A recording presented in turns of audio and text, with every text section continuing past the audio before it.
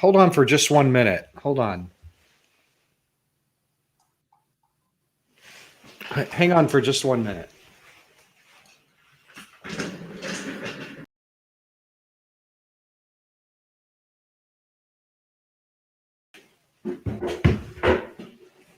Someone told me that's a bad chair to have. Like thing. I don't know. All right. All right. Here we go.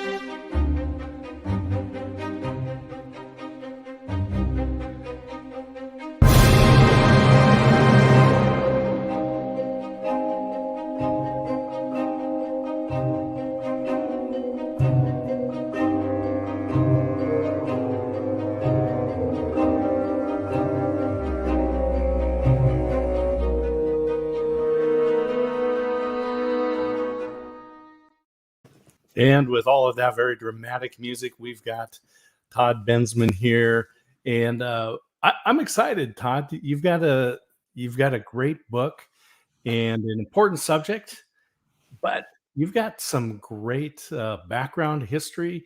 That you have a degree from the Naval Postgraduate School as well as undergraduate. I was I'll just give you a little bit of background. I was in the Air Force. And studied Korean at the Defense Language Institute, Monterey, California, and then went over and was a part of the Electronic Security Command, listening in on North Korea. So I had a top secret security clearance. So I have a little bit of some background on the security side, and but with that, let's jump right into Todd and your background, and then we'll just kind of go through and talk about this book. I've got it highlighted in the carousel. I encourage people, click on it, take a look. We've got some great information there. But Todd, tell people who you are and what's going on in your world. Sure. Well, I'm based in Austin, Texas. Work as a senior national security fellow today for the Center for Immigration Studies, which is a DC-based think tank that deals with border security and immigration policy, kind of a public education institute. And but I have reached this place in my career after a long other couple of careers before this. My first original career was as a newspaper reporter. I was a journalist for 23 years, had a nice, long, full career at large newspapers, regular media, 10 years, for example, at the Dallas Morning News and Hearst newspapers after that, and a stint at CBS. So I kind of cut my teeth on, newspaper writing and reporting on all kinds of different subjects. Took me all around the world, wars and insurrections and refugee crises and the Texas border. In 2009, I like to say I jumped the police tape permanently, which is to say that I was recruited to join the Texas Department of Public Safety's Intelligence and Counterterrorism Division, which is, our state police basically, and the intelligence arm. And I worked for 10 years doing that, 9 years actually, working in what we call the Fusion Center, which is a place where all of the federal agencies and state agencies work under one roof together on various crime problems. The one that I worked on mostly was terrorism, often Islamic terrorism. The Texas is a very diverse state with a lot of crazy people in it. I'll just leave it at that. but also domestic terrorism and domestic extremism up until I took this job in 2018. So I've kind of run full circle back to writing and publishing and reporting, kind of my roots. So that's, I love that you have a journalistic background. It really makes your book that much more compelling. I can tell you that having read a number of different books that are out there, having one that is written by someone who writes is refreshing. Thank you. Thank you. Well, and it's hard to get out of your blood. You're just, all of the time that I was in the intelligence business, I always kind of felt like I was still a journalist, watching and observing and collecting information and actually, writing and reporting is very similar to intelligence collection and analysis because you're basically doing the same thing. You're gathering information, you're analyzing it, presenting it to somebody. The audiences are a little bit different and some of the rules are a little bit different, but the basic functions are pretty much the same, which I think is why they recruited me in. Yeah. Yeah. It's interesting. And I want to talk about the process of gathering the information for this book. And I do have the Kindle version, America's Covert Border War, Todd Bensman. And it's highlighted in the carousel. So everyone that's watching, if you're watching on a platform other than Amazon Live, go to motivationallistener.live. That'll bring you right here. You can click on the book, add it to your store, add it to your cart, buy with one click, get the paperback, get the Kindle version, whatever works best for you, and maybe send it as a gift. This is the gift giving season. So just an easy way to bless somebody this Christmas season. So we do have America's Covert Border War. And one of the things that I remember from getting my top secret clearance was as they're taking us through the training, the first thing they say about if you want to keep a secret, don't tell anybody. And so I'm just thinking as you were, you've got a deep history here and you've got a journalistic, academic, gathering information from secure sources in itself is a challenge. Because like I say, if you don't want someone to know, don't tell anybody. So how do you go about gathering information? Well, for this book, I really had to thread the needle very carefully because the book is about a certain kind of terrorism threat problem set that involves the southern border. Who's coming across from Middle Eastern countries and countries of national security concern, and what do we do about that? And much of that information is in the classified realm, but there is plenty also of breadcrumbs and pieces of hints everywhere in the public realm. And I started my reporting on this back when I was a journalist covering the border. And I did do quite a lot of reporting about migrants who were coming from places like Iraq and Syria all the way to the Texas border here and crossing in and what we do about that.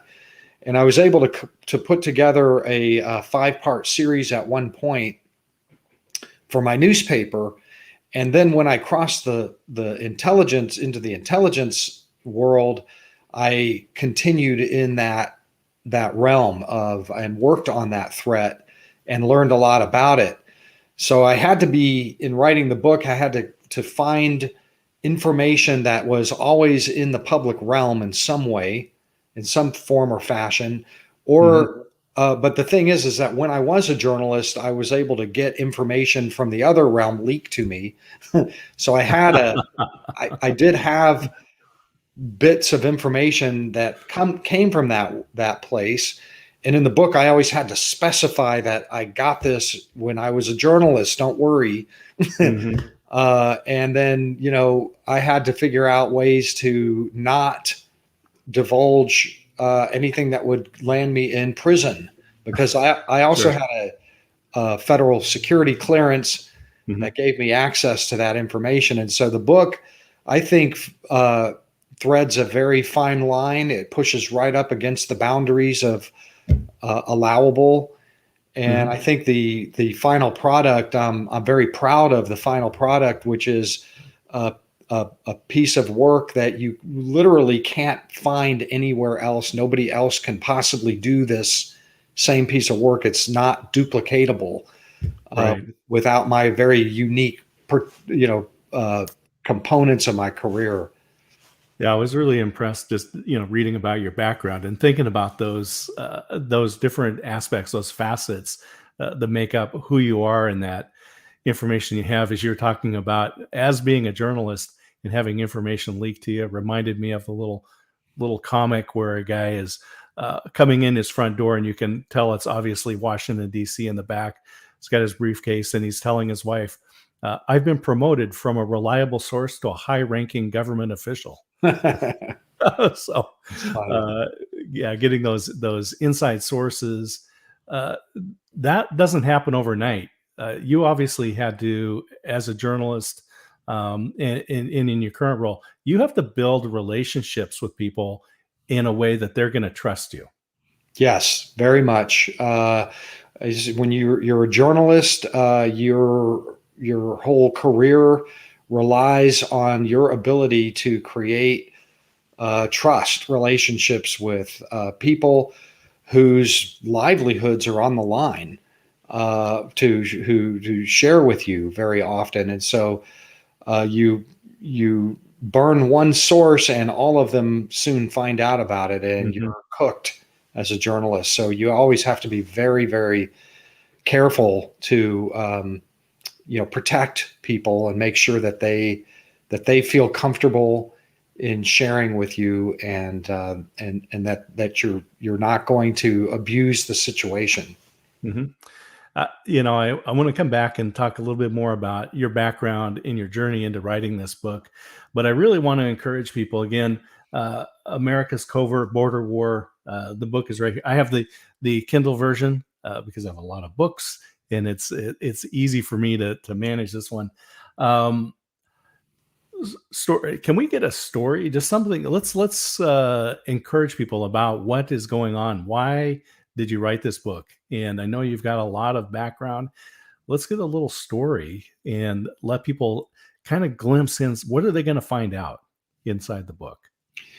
Right. Well, everybody knows about the classic threat issues at the border, drug trafficking, right? Everybody knows that drugs are pouring in over that border. Nothing too new there. Everybody knows that the border is a place where human smuggling on a large scale happens all the time, all year round, for forever and ever.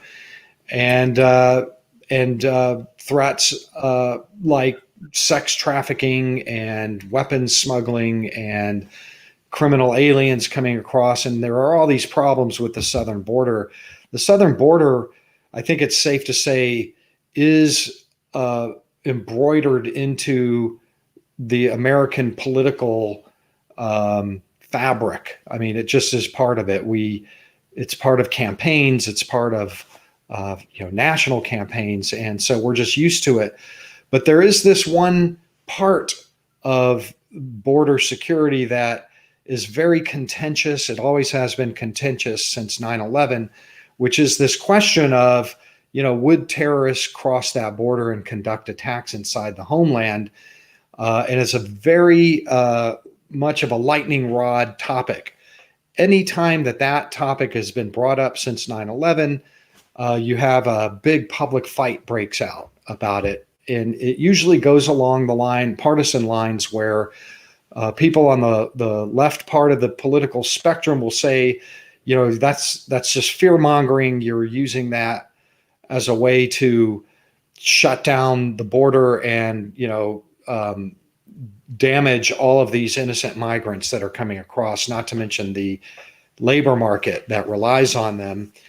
And the right part of the political spectrum is accused often of, fear mongering and over exaggerating the threat that the other side says doesn't exist, and in the end, we're always left without any sort of resolution about that particular problem with the border. And the most recent time that I can think that was really public was when Donald Trump in late 2018 said out loud, the first sitting president ever to say this, for his own reasons, that terrorists were crossing the border.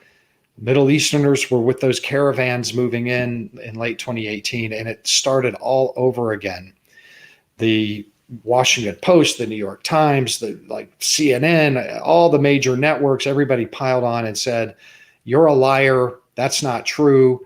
And right wing was saying, "Yes, it is." And the left wing said, "No, it isn't." And it was just all over again.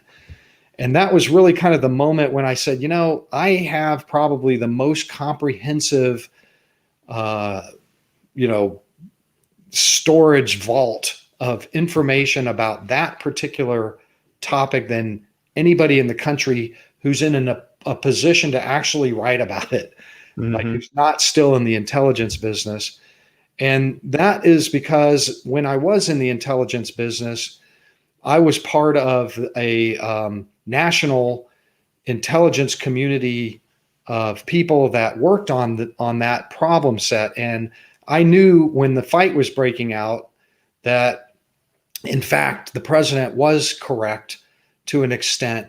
There was a threat issue there. There were programs, government programs, taxpayer money being invested into those programs for 15 years to stop jihadist infiltration at the southern border. I knew it was true, but I felt like the public didn't know it and that they should know it, especially since I work now for an immigration policy institute. It was the perfect topic to write a book about.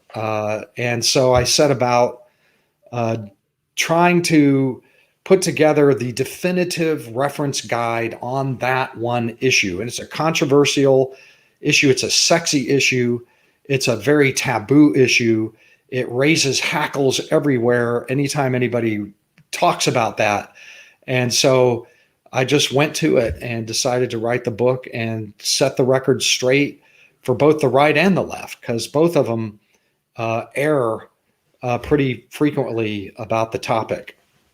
Yeah, so I would say this is not left or right. This is just telling the story of what's going on. Pretty much. Yeah, I mean, this is a book, if I can, I don't know if I'm jumping ahead, but this is a book that really the point of it is that it reveals the presence of secret counterterrorism programs that were put in place at the border and beyond the border to stop that threat, to deal with that threat, to assess it, to address it. And it follows logically that if government agencies 15 years ago rolled out these programs, and the programs have survived year after year after year, administration after administration, for all these years, that those people must think that there's enough of a threat, that there is something enough there to participate in these, significant counterterrorism programs, which had never been revealed before. We all know about the Pulitzer Prizes that are won by the New York Times when they revealed the rendition program, the counterterrorism rendition program, the harsh interrogation program, the Guantanamo Bay, interrogation program, the Hellfire missile programs where we're killing enemies overseas with drones. All of these kind of programs were revealed at one point journalistically, and I think that there aren't any left at all except these ones in my book. And so I look at the book as a journalistic work that reveals these counterterrorism programs, and in doing so shows that smart people who do this for a living think that there's a threat. And just going through in the book, and I'll just jump to the end and tell people there's a happy ending. I mean, there can be a happy ending. So I won't go any further than that. But uh, what I found too is that all of these issues are very complex. There's not just a one little bit of information that people are going to go, oh, now I understand. There's a lot of components that go into this. And back when I was in the Air Force, and we were gathering radio intelligence, but that went to the analysts at Fort Meade, Maryland, at the National Security Agency at NSA, with all kinds of other information. There was not just our one piece that they were looking at, but they were looking at a lot of different components. And that's the way I see this as well, that this isn't just, oh, here's one little bit of information. Here's something that Homeland Security is doing, or that another group is doing, or that Mexico is or is not doing, that's going to reveal it. You've got to look at all of these components in totality. That's right. I mean, it's a process of synthesis, and you have to take a lot of very complicated information and a lot of moving parts, balls juggling in the air, and try to sense make all of it and make it in a way that somebody who is coming in from the cold, who knows nothing about this, can kind of read and understand, and ingest in a way that they can become part of a civil discourse about this border, that particular issue, and where it fits in among all the other issues at the border, with illegal immigration happening the way it is right now. I think that there's a lot of interest right now in what's happening down there, and this is part of that. This is very much. Yeah, and it's complicated because it's not just let's just say Mexican nationals or people from South America that are coming through the border. That has become a pipeline. Is that? Yeah, that's right. I mean, people are able to reach the southern border from all over the world. Right now, we have a mass migration circumstance at the border. More migrants have reached it than ever in our recorded history. We've been recording apprehensions down there traffic down there since 1960. But in September, we hit the most that has ever been recorded. And things are out of kilter down there. And probably about 30% of those people now are not from either Mexico or Central America. They're from all over the world, from all over the African continent, the Middle East, South Asia. If you have the money, as they say, you can travel. And that's what's happening. They move through, they pay smugglers, these very unique intercontinental smuggling organizations, networks, 10, 15, 20, 30, 40, $50,000, and even more, to make these journeys into South America, and then to be handed off baton-like from one group to another until you're in Texas, declaring asylum with no identification whatsoever. You say, my name is Mickey Mouse, and then it goes to the intelligence world. What do we do with this? Mm-hmm.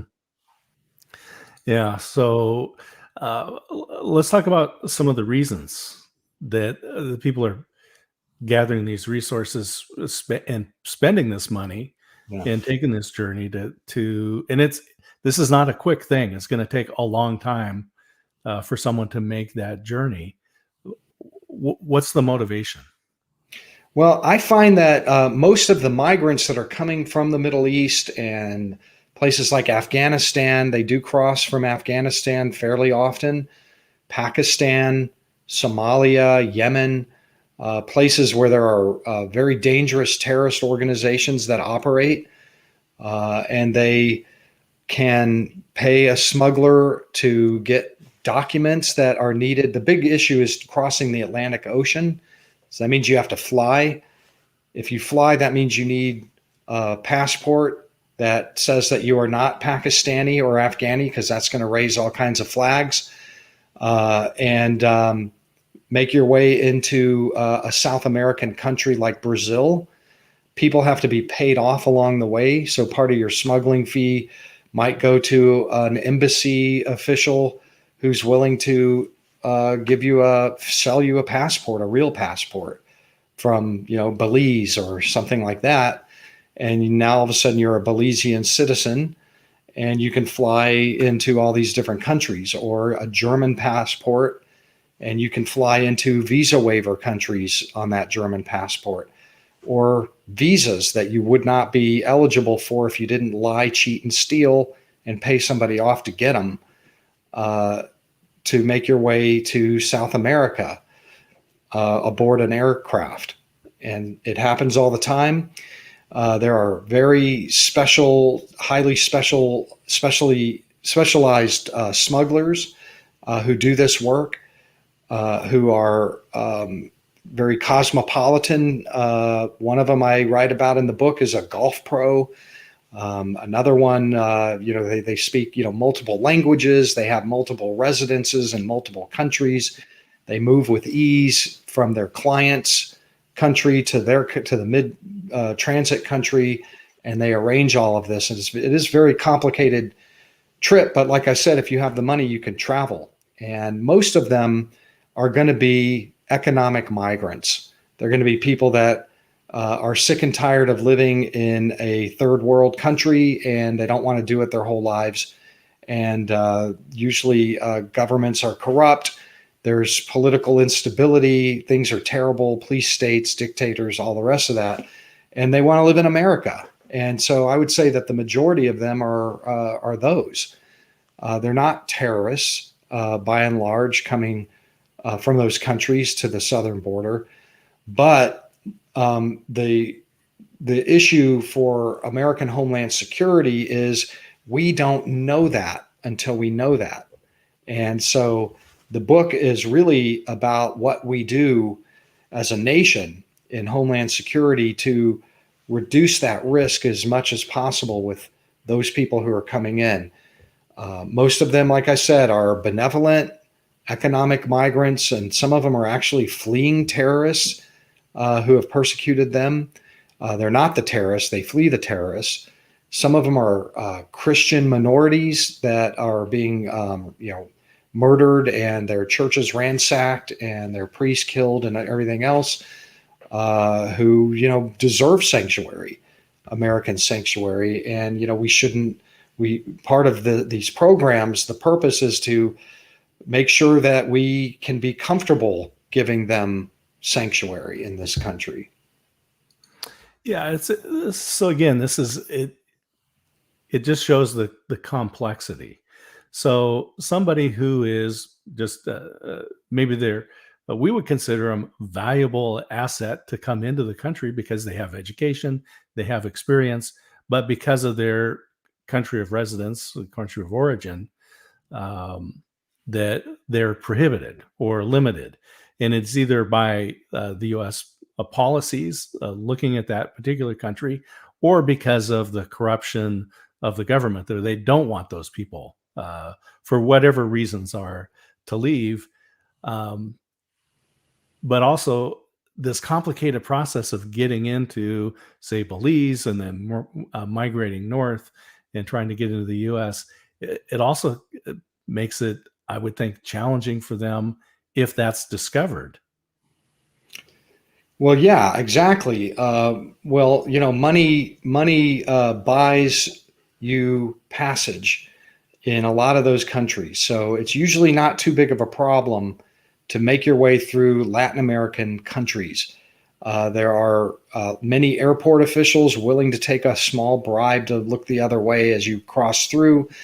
And it's just not that much of a problem. But what we try to do as a country, and I write extensively about this in the book, is to find those weak link areas that are being used through intelligence and analysis, collection and analysis, and try to harden those up and catch the ones that don't want to be caught, who may have nefarious backgrounds. We do catch terrorists. The book extensively details case after case after case of actual terrorists that were caught en route on those smuggling routes and at the southern border, or people that were so questionable that we decided that we can't take a chance on letting that person through.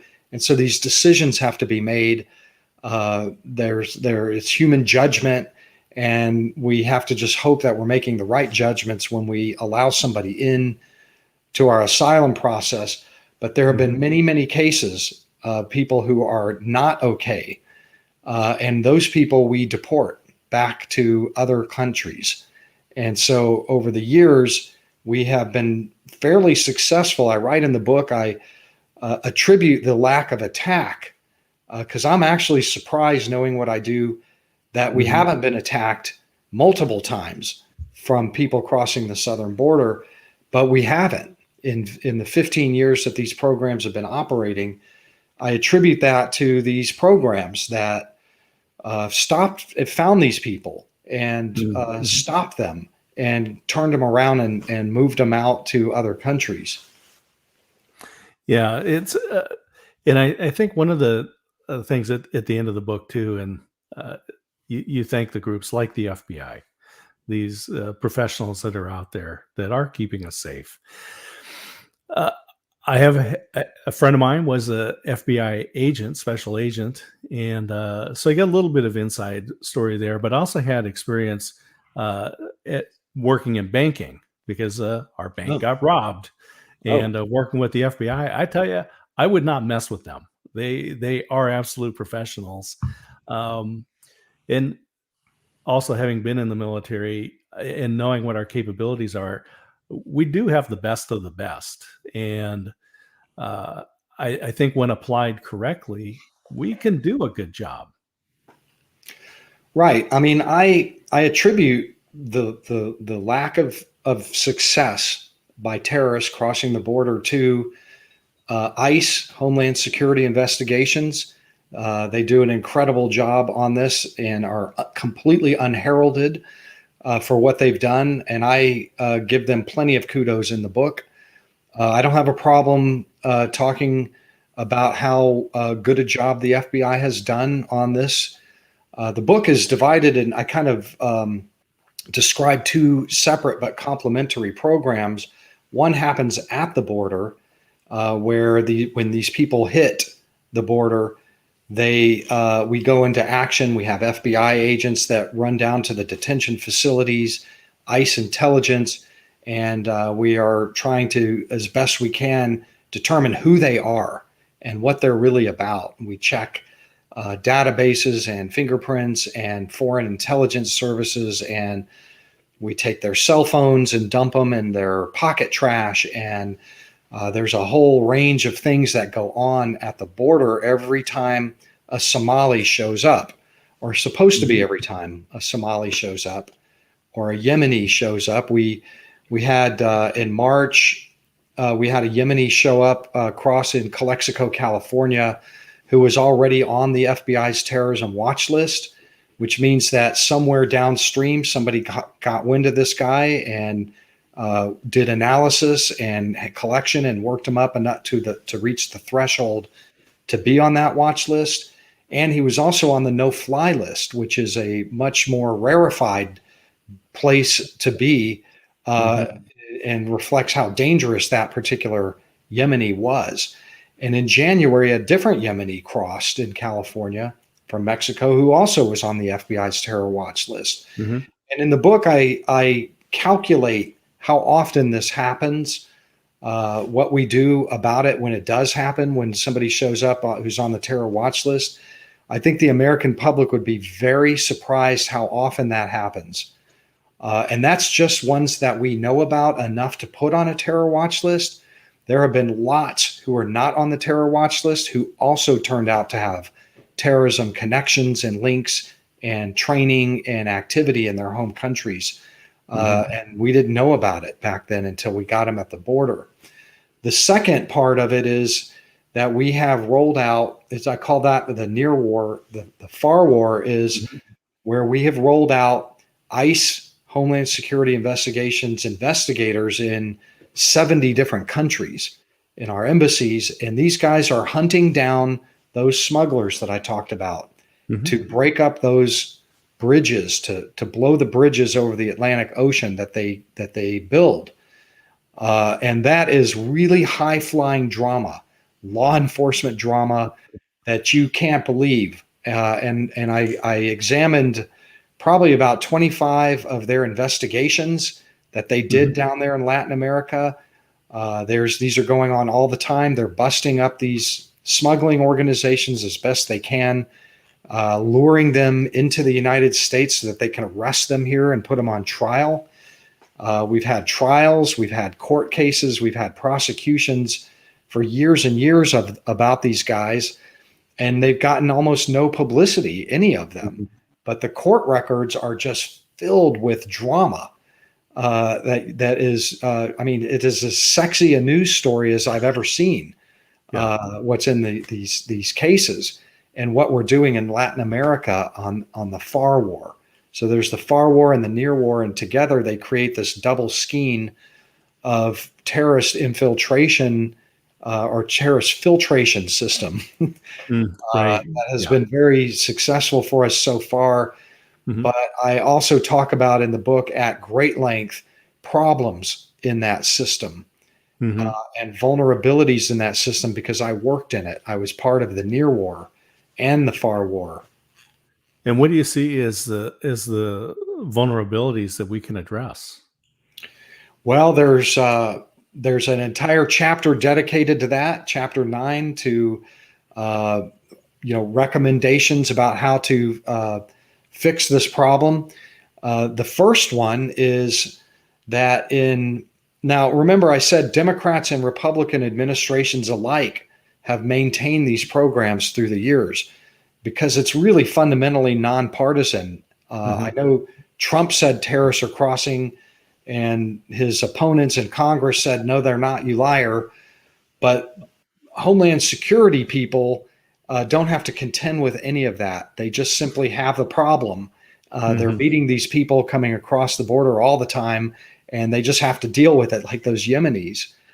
And Jay Johnson, the Homeland Security Secretary for Barack Obama, in his final months in office, ordered his CBP, DHS, all of the border agencies to gather together and come up with a plan to evaluate these programs and to make sure that they, for the first time in 15 years, and make sure that they were resourced with both money and manpower, and that they were working properly, and that we weren't wasting here and spending there on fruitless effort.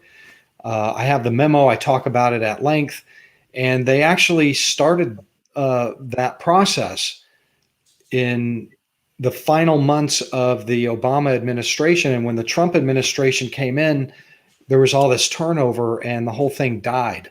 And my number one recommendation is bring Jay Johnson's plan back and evaluate these programs and fix them, because they are broken. They are vulnerable. We don't interview everybody that comes across that border. We do miss people all the time. We don't have a way to prevent asylum fraud by people like that. And we have an extended series of terror attacks in Europe that were committed starting in 2015 by border crossing jihadists who infiltrated posing as migrants and asylum seekers and gamed those systems, took advantage of the Europeans to conduct one bombing after another for the last 6 years straight, all the way up to today. And I think that's why Jay Johnson was ordering that program up when he did in late 2016, because it was obvious what was happening in Europe, and he was very worried that it was going to happen in the United States, and that our programs were not cut out to meet that particular new threat. Yeah, I think that's one of the things that the U.S. has, is a couple of big oceans that do kind Yes. of limit. And as you mentioned, those Right. bridges and trying to blow up those bridges and prevent that from occurring. Because certainly in Europe, well, the countries are much smaller. Borders have been with the EU have changed, and so there's some differences there.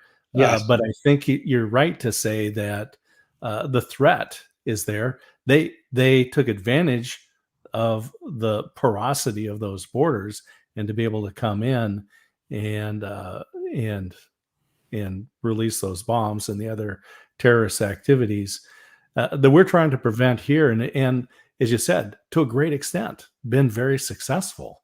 Yes. And and your book really is just focusing in on that southern border. Yes. I focus on the southern border, and I am asked this all the time. Why not? What about the Canadian border? And the reason that I focus on the southern border and not the Canadian border is because these programs that I reveal are primarily geared and tailored and tuned to deal with the southern border because it has contiguous countries attached to it, 26 different countries that are all porous Mm-hmm. and have a lot of opportunity for migration movement. Whereas the Canadian border, I think you'd have to, you got the Yukon, I guess you might have to parachute in with a dog sled. It's more controlled there in terms of strangers coming in. Now, Right. the Canadians have a homegrown terrorism threat problem. There are Canadian born jihadists that could, if they wanted, cross that border very easily. And I do acknowledge in the book that it also is a threat. It's a different kind of threat with a different kind of solution to it. But, if you want to get into Canada, you pretty much have two ways to do it. You can fly into an airport or maybe take a ship. And those are very easily controlled with a modern, capable, Canadian intelligence system and law enforcement controls. We usually have some pretty good idea about who those refugees are that are coming in by the time they fly in. They've had some vetting.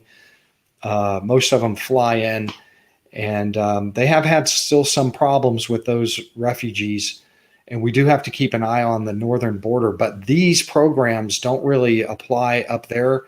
They were never designed for that. And there were other kinds of programs that were applied to the Canadian border. We just the American sensibility. There's something that we have a hard time understanding, and that is the nature of bribery. I remember when I was in college, my undergraduate degree, the last class that I took was business ethics, and it was being taught by an executive from Hewlett Packard who was on loan to the university. He grew up in India, and he asked the class at one point. He said, "If you're working for a corporation and you need to get something taken care of, you need to get power installed, you need to get the phones hooked up, you need a delivery to be made on time, would you be willing to pay a bribe?" And we're all Americans in that classroom at that time. There was about 30 of us in the classroom, and not one person raised a hand saying that we would pay the bribe, because that's not the culture we grew up with.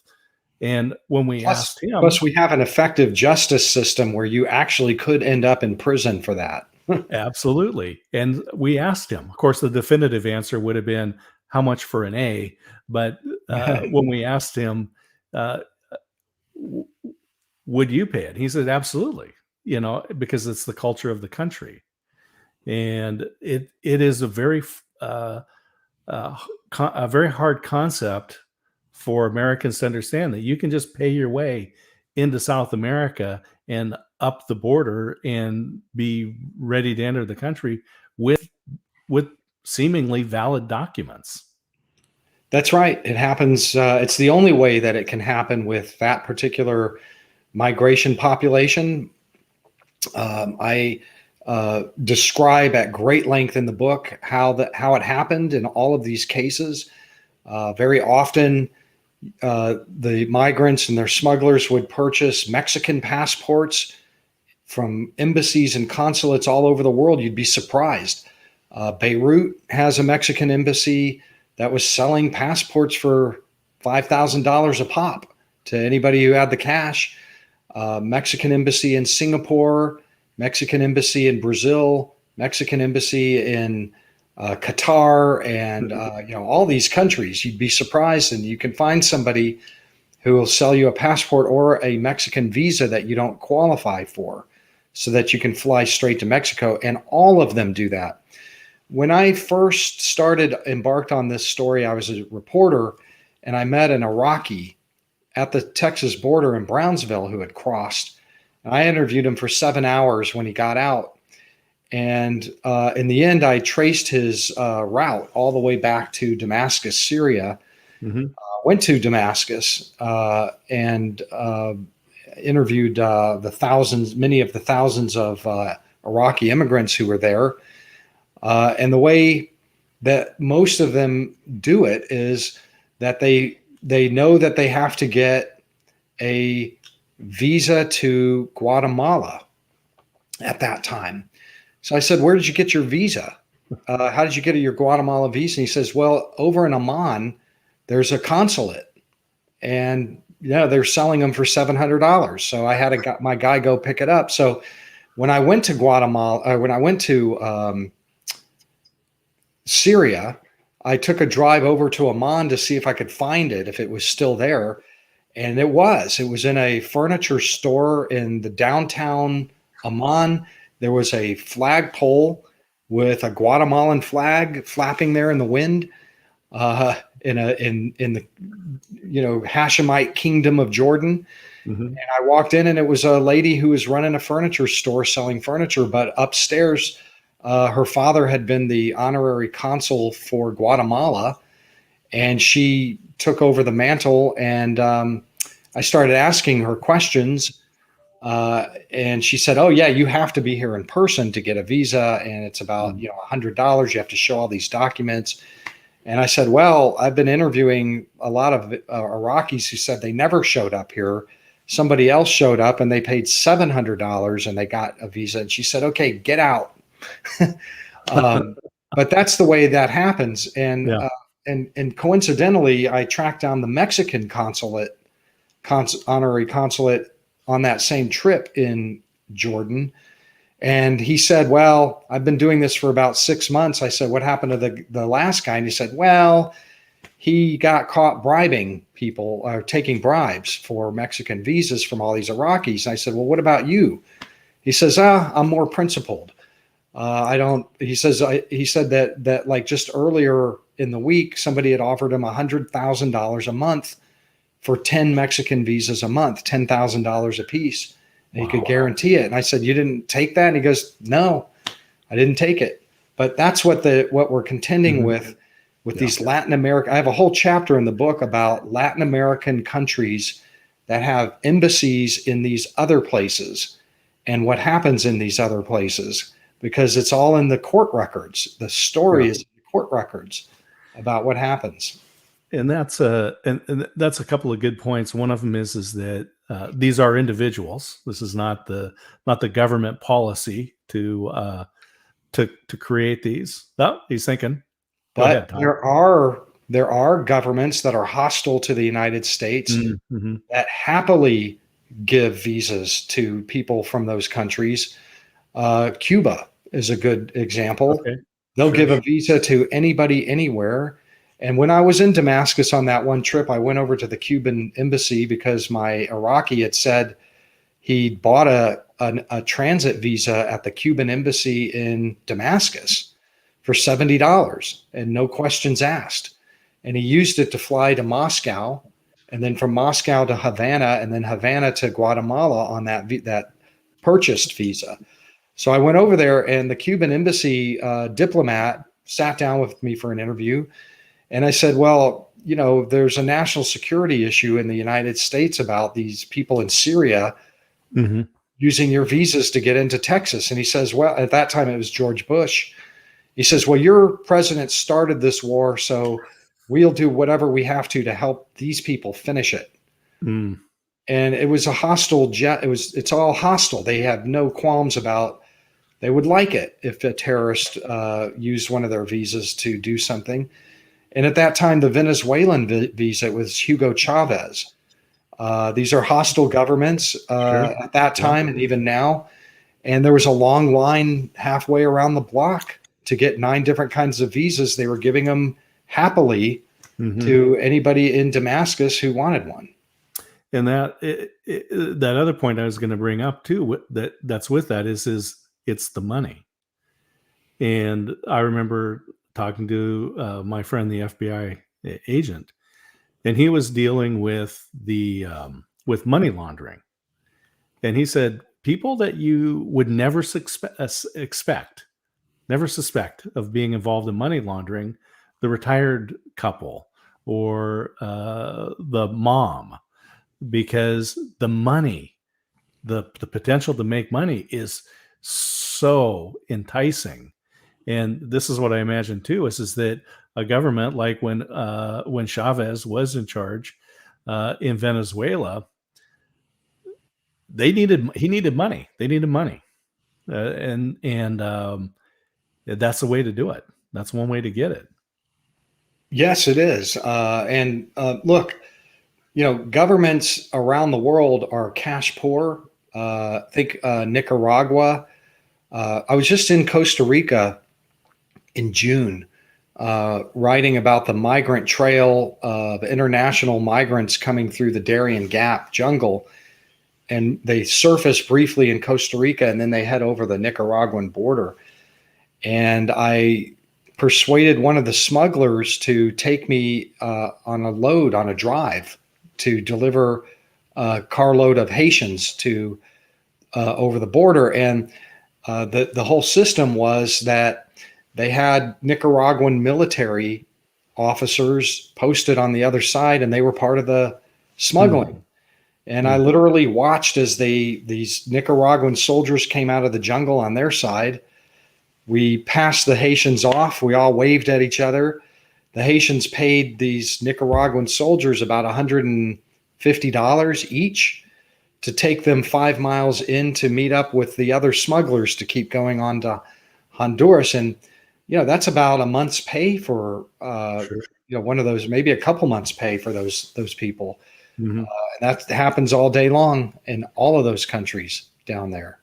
Todd, I'm thinking that you don't need to go bungee jumping to get that adrenaline rush. I can't imagine what it's like to put yourself into a situation where you're telling one of these smugglers, yeah, just put me in the truck with them. Well, for the book, I have a lot of on-the-ground reporting. I spent a lot of time, like I said, Syria, Jordan, Guatemala, Nicaragua, Costa Rica, Panama, and all over Mexico, interviewing these migrants and finding out how they were doing the smuggling and trying to get a sense of who they are. I've met Pakistanis on the trail. That trip to Costa Rica, I met 5 migrants from the Islamic Republic of Mauritania. I've met them from Bangladesh, from all over Somalia, Pakistan, from all over the world on the way there, and also interviewed many government officials along the way and American intelligence people down there too. So the book is really, I try to infuse it with some of these experiences of mine and the reporting on the field, places in Nicaragua that are super off the beaten track. I'm telling you, police don't even go to these places. Where the smuggling is happening every day. It's real. In the United States, they had this big fight over whether Qurans and prayer rugs were being found on ranches. Right. So as though that was like a clue. Indicator. Yeah. A clue of, but we're way beyond Qurans and prayer rugs in the dirt on a ranch, because I have actual migrants interviewed and videotaped and photographed by the bushel. We don't need trace evidence like that on a ranch somewhere. Yeah. big Yeah. fights about that. And we were talking back again about those folks that are in countries where it makes it difficult to immigrate into the U.S., regardless of what their circumstances are. And one of the things that we have as Americans is a sense of fairness. I mean, this is something that we learn early on as children. That's fair. That's not fair. We understand that. But when there's a person that has a true need, a true reason to immigrate into the U.S., I'll just say the bad guys that are out there create this disturbance and makes it difficult for them or impossible for them to even apply. And I would think that in some of those countries, they're actually putting their life at risk if they were to apply to leave the country and come to the U.S. But going into these other channels, it seems also extremely dangerous and It is. unfair. I mean, it is true that this country has as part of its culture that we will take in people who are truly persecuted and give them sanctuary, and we should do that. In the book, I don't advocate in the book that we just block all these people, stop people from coming in. It's just that it is so challenging when they come in irregularly like that, illegally like that, and not through some other system, which are available. They take longer. They're riskier. You might not get it. You might not get in. And it is true that we can take them in as asylum seekers at the border. But I'll tell you what the problem is that there have been many cases, and I describe a lot of these in the book, where the immigrants are lying wholesale about their persecution experience, about what they say that happened to them. It's virtually impossible to verify for our people at the border to verify anything like that. I'll give you an example. For 25, 30 years, the country of Somalia had no government at all. They were just simply at war. They had factions that controlled different parts of the country and just fought each other for 25 years. So nobody who was born after 1991 or 1990 in Somalia has a driver's license or a birth certificate or a marriage record, or they didn't have police that were keeping criminal records, or they didn't have government of any sort. So when Somalis cross the southern border and say, my name is, Daffy Duck, and here's my story, there's nowhere to bounce it off of. There's no records anywhere to go check to see. You can't call the Somalis and say, what do you got on this guy?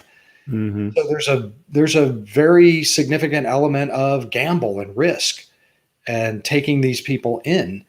And quite a few Somalis, by the way, turned out to be bona fide terrorists when they crossed the border. And quite a few of those Somalis, as I detail extensively in one of the chapters, offered very elaborate, detailed persecution stories for the asylum officers that all turned out to be bogus. Wow. Completely false. And the way we even found out was serendipitous, where we just happened to have an undercover FBI informant inside the detention facility who was Somali, and who got him talking about his real backstory. And he ended up being charged with immigration fraud and obstructing a terrorism investigation. And we have a lot of those cases of Somalis. But there are other countries that are just like that. Libya, who are you going to call to get a background check? Mauritania, all of these places, you just don't know who they are. And so we have to be very careful about being overly liberal with providing sanctuary to people who are essentially strangers after the vetting that we do. Yeah, the friend of mine was part of the U.S. forces. He was an officer in the light infantry, one of the guys that walked across Somalia. And the warlords, the bad guys, the leaders, those are bad guys. That was tough times, and treated the people really had no chance. That's right. Some of those warlords have sent their people over the southern border.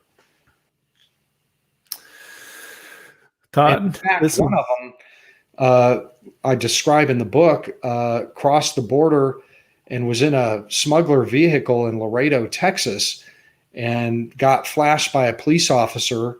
And there was a car chase, violent, crazy pell-mell car chase through downtown Laredo until the car overturned in a big smashing crash.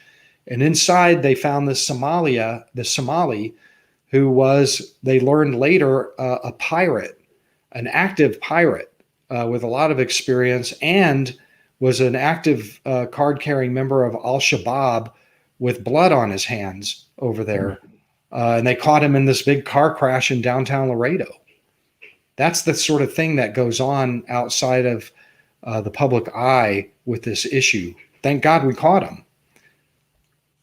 Yeah, absolutely. Well, we've kind of run our time, Todd. This has been just fascinating. Thank you for coming on and sharing the story. I want to encourage everybody. The book is here. I put it on the Kindle because it's easy for me to have available. America's Covert Border War. Some fabulous stories. Well-written book. Well researched. You have you're citing the references in there. So this is a great book for people to just be aware of what's going on. And I loved again that you thanked the people that are keeping us safe. You thank your family for supporting you and writing this book, and that you can rest safely because people are doing their jobs. So I want to give you the final words and an opportunity for people to learn more about you, connect with you, maybe bring you in as a speaker, or what's the best way for people to get a hold of you, Todd? The best way is to just go to my website, toddbensman.com. I also have a book website called covertborderwar.com. But you can, if you find toddbensman.com, you'll find that website in there too. And all of my contact information is there. And in addition, I mean, the book is published by Bombardier Books, which is an imprint of Post Hill Books. It's in its second printing now. It's doing pretty well, and you can find that really anywhere that books are sold, Amazon, of course, and in local bookstores. My social media, I'm on Twitter, Bensman Todd. I'm also on a new one called Getter, T Bensman at Getter. I guess at Getter. Right. Yeah. Getter that's a new one for me. I haven't heard it. It's a new one. Yet. Yeah, I like it. I want to say it's probably got a more conservative audience in it, and so watch out for that. And but it's pretty raucous in there, and it's a fun platform. But I'm also on Twitter too, which is plenty raucous. Yeah, and can people hire you to speak and so forth? I've been. The book was released in March, and I have been pretty much speaking almost nonstop to groups and doing book signings. And I am, have book, will travel, as long as anybody's interested. But also, the value add to that is that because of my job with a think tank, I spend a lot of time on the border and in Mexico and in the country south of Mexico. And I can brief any group on what's currently happening in general with the mass migration that's happening down there. I just returned from 5 days down there. I'll probably be going again pretty soon. I've spent all year down on the border on the Mexican side. I was in that Del Rio migrant camp for 8 days, and I have a lot to talk about with the border in general beyond just this issue. Mm-hmm. Well, that's great. So, organizations and businesses that have interests that are doing business down there, definitely reach out, talk to Todd, and hire him. I'll just say hire him. All right, and buy the book. So we do have America's Covert Border War. Todd Bensman, thank you for joining me here on Amazon Live and sharing the story. It's fascinating. I know we could just keep talking and get more stories as we go. We're just going deeper and deeper into this very complicated subject. But again, thank you for joining me here. I'm going to put you in the green room and then hang out there for just a moment, and we'll wind it down. Thank you. Appreciate being here. All right, so that's Todd Bensman. I'm just going to put his book up here, America's Covert Border War. Todd has the education, he has the experience. He's a journalist. It's a well-written book, well-researched. You definitely want to get involved in this and learn more about what's going on, and just be informed. So with that, I'm going to sign off on Amazon Live. This has been D. Scott Smith. I do have more author interviews coming up this week with Emily Harmon and Alexia Bartholomew. So stay tuned. Oh, and Charlotte Canyon on Friday. So lots of interviews coming on this week after Thanksgiving. But thank you all for joining me, and I'll just say have a fabulous day.